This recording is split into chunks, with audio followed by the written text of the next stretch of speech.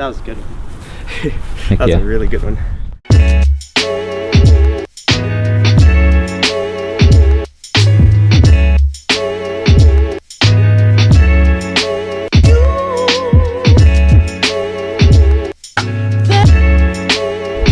Hey guys, I'm Calen Chan, and this is the Con Gainer tutorial that I was supposed to make 2 years ago. So, Con Gainer, it's not a super hard move, but it is very mental. Once you do your first one outside, and years after that, you still have to work yourself up to being able to commit to them. So, a big reason for that is some people, they figure out like a pretty good technique and it's decently consistent, but they don't understand fully why it's working. Prerequisites for this trick: you obviously have the Kong vault, Kong precisions, Kong the cats, anything that makes your Kong bring you straight up into the sky. You also have palm flips, which are really important, low palm flips, and I'll explain why that is important later. And then castaways are also really nice to have for understanding the switch of the direction change in your momentum. If you guys haven't already watched it yet, check out my backflip tutorial that I did. It's not just any backflip tutorial. This is a specific type of backflip that is going to make it a lot safer when you actually attempt the Con Gainer. So make sure to check that out and you understand how to get your head in and keep it in the entire time while we're doing this. First off, we are going to talk about the positioning of the Con Gainer. So you're going to do a gather step, swing your arms in an outward circle, coming underneath. You're going to dip really low, and I want your arms to be like Frankenstein, like this. So your shoulders are up by your ears, and you are looking at the block about eye level, maybe a little bit above. You want to make sure that your back is flat, so that on your takeoff, you should be able to form like a tabletop. So kind of like this. From my fingers to my foot, it's straight. And this is the ideal positioning for your takeoff in a Con Gainer. Now, the reason why that is important is because the first concept of the Con Gainer that is really important to realize is that it is a reverse in momentum, not just carrying through momentum. What I mean by that is you need to have forward rotation, like front flip rotation, to be able to switch it into a quicker back flip rotation, kind of just like in a castaway.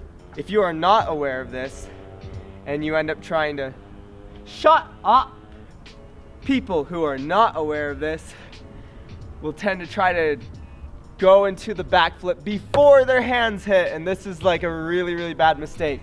So what I mean by that is they're going and their bodies are coming up, their chest is up here. As soon as they hit, it's like they get this tiny little flick, no reverse in momentum at all, and they land on their head, or they go super slow. Make sure you do not do this. Another key point around this concept is that your flip has to start behind the block. So literally right here, this is when you have to push and start your rotation. If you are waiting till your body is up here or over here, same thing's going to happen. You're basically carrying over, then your hands are behind you, and you're trying to push here to make yourself flip backwards. It does not work like that. So I want you guys to think of your arms like a pole vault. You're going here, you're putting your arms here, pushing against the block with your body back here, and then you are going to start rotating here, and you're still pushing, so you'll be getting height. That leverage is going to bring you up here as your body is up here. Your butt should be like, you should be in like this position, tucked right here, so that you are making sure you get a quick enough rotation. Now at this point, this is where the backflip matters, where you keep your head in. When I'm doing this, I am spotting the ground. I'm literally looking there. As my butt is coming up to my face, I am still looking at the ground, and this is going to give you an extra 6 inches to an entire foot of head clearage. So it is very important to learn how to do that. You can do Con Gainers throwing your head back. You're just going to be a lot closer to the block, and you're sacrificing potential rotation you could get by getting closer to the wall. If you think of it like a palm flip, you're going to pretend that the wall is at an angle. Let's say the wall is at this angle right here, basically horizontal or a little bit slantways. You're going to pretend that's the wall and that the floor is like right there, and that direction is up. Then you're just going to think of a palm flip. You're here, boom, palm flip. I promise you that is actually a really effective way to get the con gainer and the timing of it. And now if you can low palm flip, this is very good for you, because I'm going to teach you guys how to also do what I call the gentle con gainer. This is also a more consistent con gainer and will help you a lot in the long run, especially when you want to get these consistent outside or want to add variations to it. So just like the low palm flip, it's kind of a carrying motion, but you still have to be pushing against it. So you can go at it a little bit slower. Once you're right here though, it's almost like you're going to be pushing and pulling yourself up, throwing yourself into the con gainer. Learning this technique will enable you to approach the object slower and have better hand placement, so that will be more consistent and you'll be able to even do it off of rails. So with this technique though, because you're sacrificing speed, you're also sacrificing distance away from the block. So you have to make sure you have that really tight head tuck and that you're pulling yourself all the way through on that, and that you're starting your flip here and not waiting. So when you guys are going to go for this, make sure you have a safe environment, whether it's tons of pads or foam pit or water, anything you won't die on. When you're working up to it, you want to have a really good timer. You will feel it. Like when you have the correct technique, you will feel like you will get a quick con gainer out of this. So I'm just going to do the timer. I'm going to throw it as if I'm going for the con gainer. I'm going to start my rotation behind the block, and then as soon as I pass, I'm going to open up to stop myself. So it's going to look like this. See that? Obviously you saw that. It's on camera. See that? So if you're doing this correctly, you should be getting a ton of power, a ton of lift without having to slap the block, and it will also make you feel like you're going to rotate really fast, and you'll kind of do this arm flailing thing to stop yourself. That is good, especially when you're doing these outside and there's a car coming. My life is just so horrible right now. Okay, he's parking. I miss Reagan. And when you're doing con gainers on something flat, you have to do the proper technique, like really well, which means you have to commit to starting rotation here. You have to go at it low so you can push against it, generating your height. When you're going off of a drop, you do not have to worry about this as much. There is more risk if you do bail.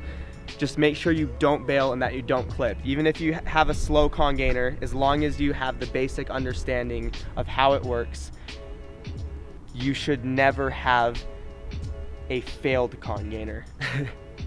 The reason why people cannot fix slanted con gainers and make them straight is because when they're right here, they're starting to cheat their momentum. They're bringing their chest up before they're hitting the block, just like I talked about earlier. And the only way to get that around is you have to turn your chest to the side so you can have one hand on there a little bit longer that can help pull you through. If you try a straight con gainer with your chest up, you land on your head, and that's why people cannot get themselves to throw it straight. So you make sure that that starts back here, and you will be assured that rotation when you get over the block. Now before we end, I'm going to give you guys a few troubleshooting tips that are going to help you get this consistent, safe, and will help you progress by yourself in mastering the con gainer. So if you find yourself rotating slow, the main things you want to think about is your center of gravity and the angle that you're at. If your angle is too high, it's going to give you slow rotation. So you want to make sure your angle is good. You want to make sure your distance from the block is also correct too, because if you're too close to the block like this, even if your angle is right here, you're not going to be able to get that room that you need for a full range of motion to be able to generate that backflip, and you'll probably clip your feet. It's not the end of the world if you clip your feet. I've done it many times, but you don't want to be doing it all the time. Also, there is head placement. Make sure after every con gainer you do, you think about, where was my head? Was my head here, or was it in like this? That's very important. And if you find that your head is out here, that means you did something that sacrificed your rotation that you need to fix, as far as your angle, hand placement, foot placement. And if your head is tucked in a ton, but you're getting really close to the block, then maybe you're going a bit too much. But another nice thing about keeping your head tucked in is that if you do clip, you're only clipping the top of your head like this, going down like this, instead of your head being back and hitting your head like that. That is a lot worse. I actually have gotten knocked out cold by doing a con gainer like that. I don't remember it, but it was in a foam pit. I was okay. I just had a concussion. So there you have it. That is the con gainer tutorial by Calen Chan. I hope you guys enjoyed. Please let me know in the comments what you think, if it helped you. And make sure to check out our shirts. We have our website, YGTFreerunning.com. Yes, that is a thing. So make sure to go check that out, support us, subscribe, and I'll see you guys in the next video.